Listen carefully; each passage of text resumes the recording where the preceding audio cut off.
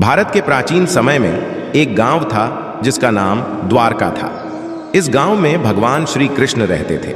श्री कृष्ण एक सच्चे और महान नेता थे जो अपने गांव वालों की सहायता हमेशा करते थे। उनकी बुद्धिमत्ता और साहस के किस्से दूर दूर तक फैले हुए थे। एक दिन द्वारका गांव में एक भयंकर समस्या उत्पन्न हुई। गांव के बाहर एक दुष्ट राक्षस कंस ने आतंक मचा रखा था। उसने गांव वालों को डराने धमकाने का काम किया और किसी भी व्यक्ति को बाहर जाने नहीं दिया। गांव वाले बहुत परेशान थे क्योंकि उन्हें अपनी फसलें और आवश्यक वस्तुएं बाहर से लानी पड़ती थीं। गांव के लोग श्री कृष्ण के पास गए और उनसे मदद की गुहार लगाई। उन्होंने कहा, हे कृष्ण, आप ही हमारे उद्धारक हैं। कृपया इस राक्षस को हराने का कोई उपाय बताएं। श्री कृष्ण ने मुस्कुराते हुए कहा, आपको डरने की कोई आवश्यकता नहीं है। हम सब मिलकर इस राक्षस का सामना करेंगे। उन्होंने गांव वालों को संगठित किया और एक योजना बनाई। श्री कृष्ण ने गांव वालों को बताया कि उन्हें मिलकर कंस के पास जाना होगा और उसे चुनौती देनी होगी। गांव वाले थोड़े डरे हुए थे, लेकिन श्री कृष्ण की बातें सुनकर उनमें साहस भर गया। उन्होंने तय किया कि वे सब एकजुट होकर कंस का सामना करेंगे।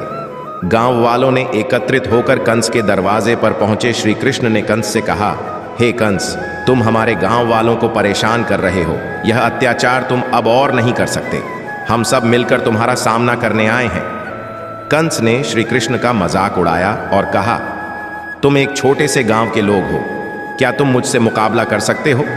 लेकिन श्री कृष्ण ने कहा, हमारे बीच का यह युद्ध न केवल तुमसे बल्कि सत्य और अन्याय के बीच होगा।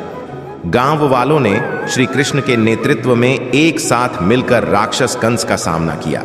कंस ने अपने राक्षसी रूप में लड़ाई शुरू की, लेकिन श्री कृष्ण ने अपनी अद्भुत शक्ति और बुद्धिमानी से कंस को हराया। उन्होंने न केवल कंस को पराजित किया बल्कि गांव वालों को भी आत्मविश्वास दिया। जब कंस हार गया तो गांव वालों ने खुशी मनाई। उन्होंने श्री कृष्ण की जयकार की और उन्हें धन्यवाद दिया। श्री कृष्ण ने कहा, यह जीत केवल मेरी नहीं है बल्कि हमारी एकता और साहस की है। जब हम सब मिलकर किसी समस्या का सामना करते हैं तो किसी भी बुराई को हराया जा सकता है। इस घटना के बाद गांव वालों ने एक दूसरे के प्रति सहयोग और एकता का भाव विकसित किया। उन्होंने सीखा कि जब हम एकजुट होते हैं तो हम किसी भी समस्या का सामना कर सकते हैं। श्री कृष्ण ने उन्हें यह भी सिखाया कि सत्य और न्याय की हमेशा विजय होती है। इस प्रकार श्री कृष्ण ने गांव वालों को प्रेरित किया और उन्हें सिखाया कि जीवन में आने वाली कठिनाइयों का सामना कैसे किया जाता है। उन्होंने बताया कि आत्मविश्वास और एकता से हर समस्या का समाधान संभव है। गांव में खुशी का माहौल छा गया। लोग श्री कृष्ण की प्रशंसा करने लगे और उनकी शिक्षाओं को जीवन में उतारने लगे।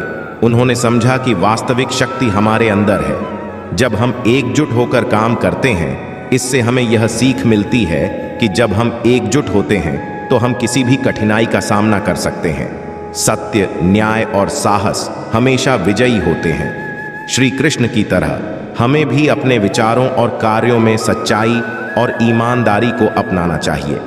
इस तरह श्री कृष्ण की प्रेरणादायक शिक्षा ने हमें दिखाया कि जीवन की कठिनाइयों का सामना कैसे किया जाए और हमें सिखाया कि सच्चाई और साहस के साथ आगे बढ़ना हमेशा फलदायी होता है।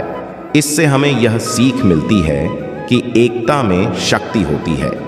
जब हम मिलकर कार्य करते हैं तब हम किसी भी बाधा को पार कर सकते हैं।